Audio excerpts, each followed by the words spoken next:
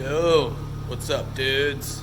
So, I'm out here just rocking it out in the shop, Um, Not really much going on right now, but there will be soon. So, I just wanted to give you guys a little update what I did in the shop today. Any of you guys have John Deere tractors and loader on it, and or if you're putting a loader on one and you don't want to spend all that money at the John Deere dealership, with a Power Beyond kit and all of that shit. This is how you do it. This is how I did it. So this is the guy I just equipped with a joystick and my own Power Beyond kit. Little busted knuckle there. So this is 5320 narrow. It's got the 521 loader on it. This thing used to, here's these long ass hydraulic lines I took off. These used to run all the way from the front of this damn thing, all the way to the back, only two remotes on it. They snaked around here and half the time got caught on the tire and whatnot. But hooked into the only two damn remotes on this thing. So it ran slower than shit, and then you couldn't run any hydraulics off the back. So, John Deere does offer a kit for these things. It comes with the joystick and the Power Beyond valve that you have to deck around, and these things aren't very easy to work on when it comes to that. And all that came to like damn near $2,000. So I just couldn't, no, not doing it, not spending it. I know I could do it for cheaper, so I did it for cheaper. So first thing I bought here, if you can even get in here and see, is the loader valve, guess you want to call it, with the cables. And they ran up through the floor. We drilled some holes, built a custom bracket off the framework here to the joystick. Hey, look at that damn thing. I got her all plumbed in and everything and just gave her a test just to see.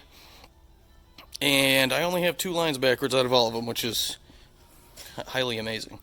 But, so, instead of, back here under your frickin' tank, basically, these 4 lines go to your SCV valves, and you have to take them off, and then you have to put some adapter Power Beyond thingy in there, and then run some new lines up to the side here where they mount them or wherever, and then you have your joystick valve. What I did is, here's your hydraulic pump on these things, your suction in. This is your high pressure line here, and this is the line for the low pressure for like the steering. So all I did was I pulled that off. This line snaked down, and it went in the side of the transmission there. I took it off at this union. Damn it, not like you can see. Let me grab a light. Okay, got some light. There's a union there. I took it off there. You can see there's one of my brazed on fittings to that's basically the return out of the joystick. But up here, you see through there's the pressure line out. Goes up into my other fitting, which I bored out to the size. It's a 16 millimeter line, steel line, and it's just a regular 1/2 inch to 1/2 inch pipe thread swivel fitting. So I bored out the inside of it here to roughly 5/8, and then I brazed the hell out of it. And then I just used rubber line into the valve, into the pressure side, and then back out the valve back into that same line down there.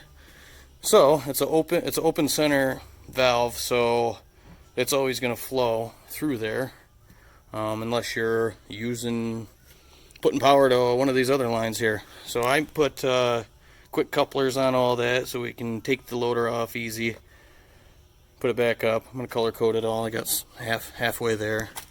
That way there's no screwing around. But that is it, guys. I took some spray hose here and just went over the hydraulic line just to stop any chafing, rubbing, anything like that. Had some new short lines made. I went up to the factory John Deere flat fittings here, and then it's all just standard 1/2-inch pipe on the other side. But I can't give you an exact number right off the top of my head, but let's just say I bought this joystick and the valve, all one assembly, off eBay for, it was $225 shipped. Hydraulic fittings, I probably have $150 worth of hydraulic fittings, the quick coupler deals, Pioneer fittings. Spent another $150 having these hoses made earlier. It's mainly these little John Deere flat fittings in there. Those were like 18 bucks a piece or some shit. But so $250 plus, 150 plus another 150, so 300. And at $525.